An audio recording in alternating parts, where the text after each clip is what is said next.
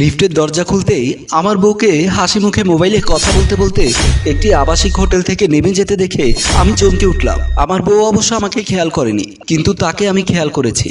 আমার পাশে ছিল আমার অফিসের একজন ঊর্ধ্বতন অফিসার, যিনি ঢাকা থেকে এসেছেন আমাদের অফিসে। ওনাকে এই হোটেলে একটা রুম ব্যবস্থা করে দেওয়ার জন্য আমাকে অফিস ম্যানেজমেন্ট থেকে দায়িত্ব দিয়েছেন। আমাদের অফিসে আসা ঊর্ধ্বতন অফিসার লিফটে প্রবেশ করলেন আর বললেন, কি হলো বিজয় সাহেব, আসুন। ওনার ডাক শুনে আমি চমকে উঠলাম। তারপর আমি লিফটে প্রবেশ করলাম। হোটেল রিসেপশনে এসে দেখলাম হোটেল ম্যানেজার মোর্শেদ সাহেব নেই, ম্যানেজারের চেয়ারে অন্য একটা লোক বসা। আমাকে দেখে বললেন, আসুন স্যার, আসুন, প্লিজ সিট ডাউন। আমি এবং আমাদের ঊর্ধ্বতন অফিসার বসলাম। আমি বললাম, মোর্শেদ সাহেব কই? উনি একটা জরুরি কাজে বের হয়েছেন। আমি এই হোটেলের নতুন ম্যানেজার, আমার নাম সাইফুল ইসলাম। আপনাদের জন্য কি করতে পারি বলুন? আমি হাত বাড়িয়ে তার সাথে হ্যান্ডশেক করলাম। যদিও আমি এত কিছু করছি, কিন্তু আমার মন পড়ে আছে আমার বইয়ের উপর। সে কেন এই আবাসিক হোটেলে আসলো? সাইফুল সাহেব আবারও জিজ্ঞেস করলেন, স্যার আপনাদের কি রুম লাগবে? আমি ইফতি অ্যাপিয়ার্স প্রাইভেট লিমিটেড থেকে এসেছি। আমাদের বস আপনাদের এখানে ফোন করে একটা রুম বুকিং দিয়ে রেখেছিলেন, যেটা মোর্শেদ সাহেব জানতো। তারপর নতুন ম্যানেজার রেজিস্ট্রি খাতা খুলে দেখতে লাগলেন। খাতা চেক করার এক পর্যায়ে বললেন, আপনার নাম কি মিস্টার মমিন সাহেব? আমার পাশে বসা আমাদের ঊর্ধ্বতন অফিসার মমিন সাহেব বলল, জি আমি মমিন সাহেব, কিন্তু আমি তো চেয়েছিলাম 5 স্টার মানের কোনো হোটেল। সরি স্যার, আমাদের এই জেলা টাউনে এর চাইতে ভালো মানের কোনো হোটেল নেই। তবে আপনার কোনো সমস্যা হবে না, এখানে সব ধরনের ব্যবস্থা আছে। হোটেল ম্যানেজারের মুখে সব ধরনের ব্যবস্থার কথা শুনে আমার আবারও আমার স্ত্রীর কথা মনে পড়ে গেল। আমার স্ত্রী তো কোনো সার্ভিস করে না, তাহলে কেন সেই হোটেলে আসলো? তার তো এমন টাইমে হোটেলে আসার কথা না। তাহলে কি আমার স্ত্রী বিপদগামী হয়ে গেছে? ঠিক আছে, কি আর করব, একটা রাত মাত্র থাকবো, দিন ভালো থেকে একটা রুম দিন। আমাদের ঊর্ধ্বতন অফিসার মুখে এমন কথা শুনে আমি আবারও বাস্তবে ফিরে আসলাম। হোটেলের নতুন ম্যানেজার হোটেল বয়কে ডাক দিলেন, ফাহিম একটু এদিকে আসো। একটু পরে দেখলাম হোটেল বয় এসে সবাইকে সালাম দিল। ওনাকে 301 নাম্বার রুমটাতে নিয়ে যাও, আর ওখানে সাবান, শ্যাম্পু, টুথপেস্ট, টুথব্রাশ, জুতো, তাওয়াল এন্ড মিনারেল ওয়াটার সবকিছু আছে কিনা দেখবে। যদি না থাকে সবকিছুর ব্যবস্থা করে দেবে। ওকে স্যার, এগুলো নিয়ে আপনার কোনো টেনশন করতে হবে না। প্লিজ আপনি আসুন আমার সাথে। আর শোনো, এর বাইরেও যদি স্যারের কিছু লাগে ওগুলোর ব্যবস্থা করে দেবে। হোটেল ম্যানেজারের মুখে এর বাইরেও কিছু যদি লাগে কথাটা শুনে আমার আবারও আমার বউয়ের কথা মনে পড়ে গেল। আমি শুনেছি কিছু কিছু হোটেলে নাকি চাইলে এক রাতের জন্য বউ পাওয়া যায়। তাহলে কি আমার বউ কারো শয্যাশায়ী হওয়ার জন্য এখানে এসেছিল? ভাবতেই নিজের প্রতি নিজের ঘৃণা জন্মেছে। ঠিক আছে বিজয় সাহেব, তাহলে আমি রুমে যাচ্ছি, কাল গাড়ি পাঠিয়ে আমাকে নিয়ে যাবেন। বলেই আমার ঊর্ধ্বতন অফিসার রিসেপশন রুম থেকে চলে গেলেন। আমি দাঁড়িয়ে ওনাকে সম্মান জানালাম। আবারও বসে ম্যানেজারকে জিজ্ঞেস করলাম, আচ্ছা আপনাদের এখানে সবকিছুর ব্যবস্থা বলতে কি কি বোঝাচ্ছেন? ম্যানেজার হাসি দিয়ে বলল, একটা মানুষ স্বাচ্ছন্দ্যে রাতে ঘুমানোর জন্য যা যা দরকার হয় আমরা সবকিছুর ব্যবস্থা করে থাকি। আমার মনের ভেতরে কিউরিওসিটি কাজ করছিল। সবকিছু বলতে কি কি বোঝাচ্ছেন ওটা জানার খুবই আগ্রহ ছিল, কিন্তু ভদ্রতার খাতিরে সব জিজ্ঞেস করতে পারলাম না। একটা সময় ওনার সাথে হ্যান্ডশেক করে আমি বের হয়ে আসলাম। লিফটে দিয়ে নামতে যাব, এমন সময় লিফটের সামনে আসতে দেখলাম হোটেল বয় ফাহিম এদিকে আসছে। আমি তাকে দাঁড় করিয়ে বললাম, আপনার নাম তো ফাহিম তাই না? শুধু ফাহিম না স্যার, মোহাম্মদ জাহিদ বিন আল শাকাওয়াত হোসেন ইখতিয়ার উদ্দিন ফাহিম। এত লম্বা নাম আমার বাপের জন্মে শুনিনি। আমি ওদিকে না গিয়ে তাকে জিজ্ঞেস করলাম, আচ্ছা আপনাদের এই হোটেলে কি কি সুযোগ সুবিধা আছে? কোন সুযোগ সুবিধা লাগবে স্যার? শুধু আমাকে বলবেন। অফিসিয়ালি সুযোগ সুবিধার বাইরেও আমি আরো কিছু গোপনে আনঅফিসিয়াল সাপ্লাই দিয়ে থাকি। যেমন আমাদের এই হোটেলের মালিকের নাম হচ্ছে বরুণ আচার্য। ওনার হোটেলে সবকিছু পাওয়া গেলেও পদ এবং নারী পাওয়া যায় না। কিন্তু স্যার, কেউ যদি আমার কাছে গোপনে সেটা চায়, আমাদের অফিসের স্যারেরা না জানে মতো আমি সেটাও সাপ্লাই দিয়ে থাকি। আমি ডানে বামে তাকিয়ে তাকে জিজ্ঞেস করলাম, টাকার বিনিময়ে মেয়েও পাওয়া যায়? আমার কথা শুনে সে ভয় পেয়ে এদিক ওদিক তাকিয়ে আস্তে আস্তে বলল, আপনার যদি লাগে তাহলে স্যার আমি সেটারও ব্যবস্থা করে দেব, তবে সেটা খুব গোপনে করতে হয়। আমি এতক্ষণে ক্লিয়ার হয়ে গেলাম আমার বউ কেন এই হোটেলে এসেছিল।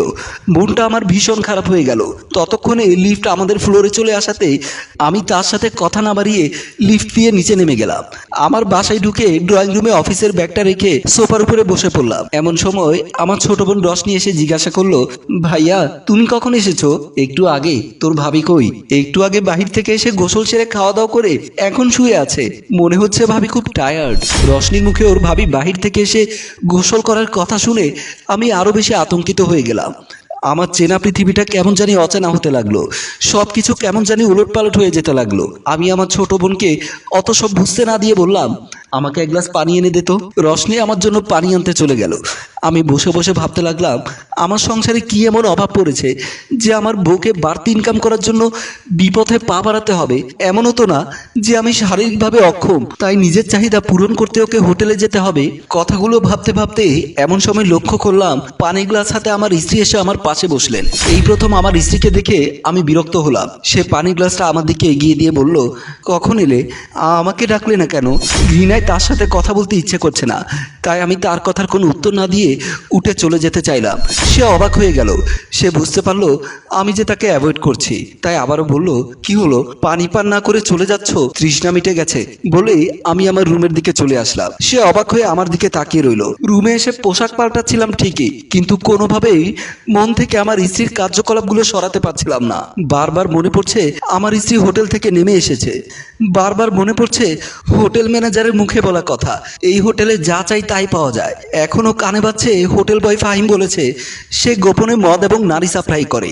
এর মধ্যে আমার স্ত্রী আসে, পেছনে দাঁড়িয়ে বলল, কি হলো বিজয়, তোমার কি মন খারাপ? আমি তার দিকে না তাকিয়ে নিজের মতো করে পোশাকগুলো পাল্টিয়ে পাশে রাখা গামছাটা নিয়ে ফ্রেশ হওয়ার জন্য চলে যেতে চাইলাম। সে আবারও বলে উঠল, কি ব্যাপার বিজয়, তুমি আমার কোনো কথার উত্তর দিচ্ছ না যে? সময় হলে সব কথার উত্তর দেব বলেই আমি রুম থেকে বের হয়ে চলে আসলাম। আমি ফ্রেশ হয়ে মায়ের রুমে এসে দেখলাম মা তখন নামাজ পড়ছে। মায়ের নামাজের যাতে কোনো সমস্যা না হয় তাই আমি একটু দূরে দাঁড়িয়ে রইলাম। মায়ের নামাজ শেষ হলে মা জায়নামাজের পাটি গোছাতে গোছাতে বলল, কিছু বলবি বাবা?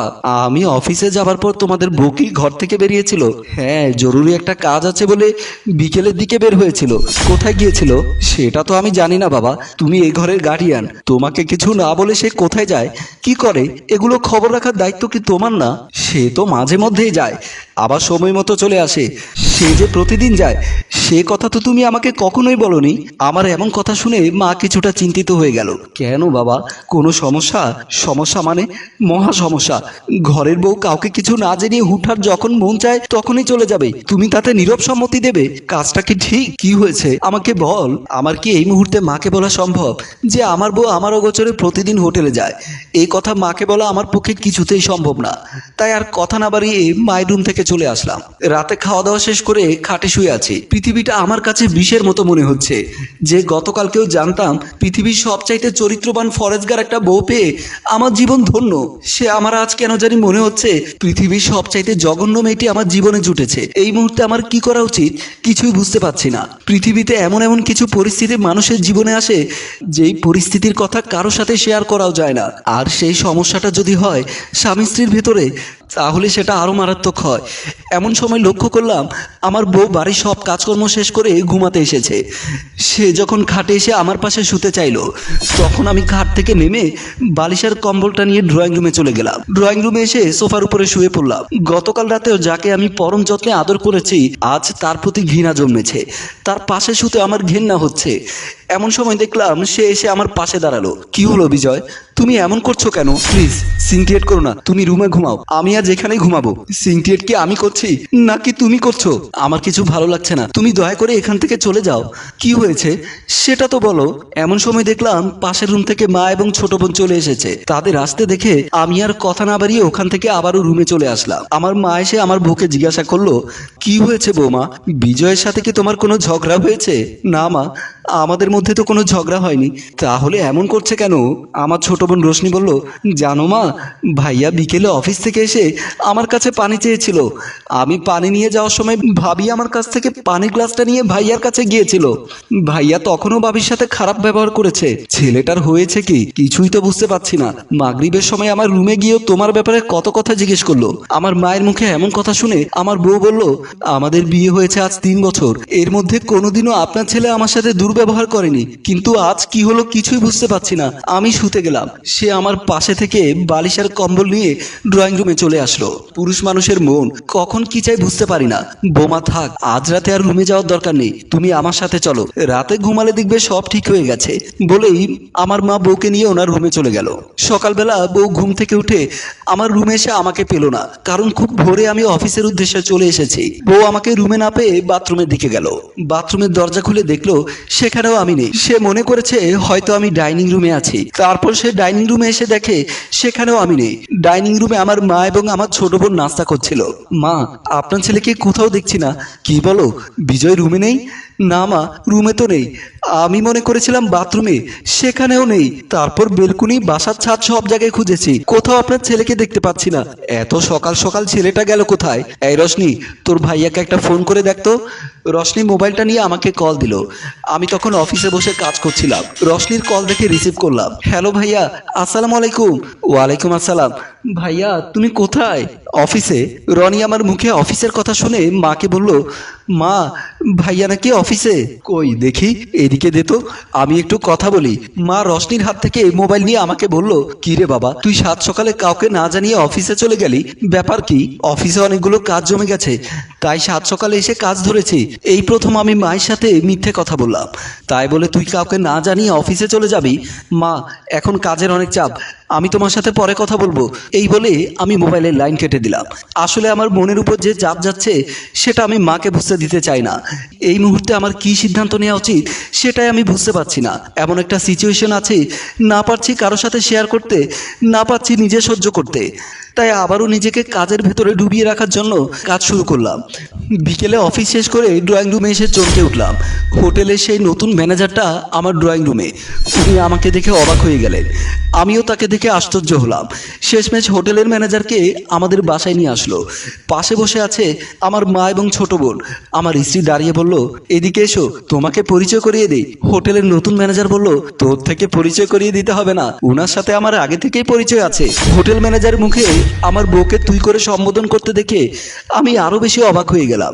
সম্মানিত ভিউয়ার্স, আমাদের গল্পটি এখানেই শেষ নয়। আমরা বরাবরই আপনাদের আগ্রহের উপরে ডিপেন্ড করে গল্প তৈরি করার চেষ্টা করি। এই গল্পটির শেষ পর্যন্ত কি হয় সেটা যদি আপনারা জানতে চান, তাহলে আপনাদের আরো কয়েকটা দিন অপেক্ষা করতে হবে এবং কমেন্ট করে জানাতে হবে আপনারা দ্বিতীয় পর্ব চান কিনা। আপনাদের মতামতের উপরে ভিত্তি করে আমরা এই গল্পের দ্বিতীয় পর্ব নিয়ে খুব শীঘ্রই হাজির হব। গল্পটি ভালো লাগলে লাইক, কমেন্ট, শেয়ার দেবেন। ধন্যবাদ।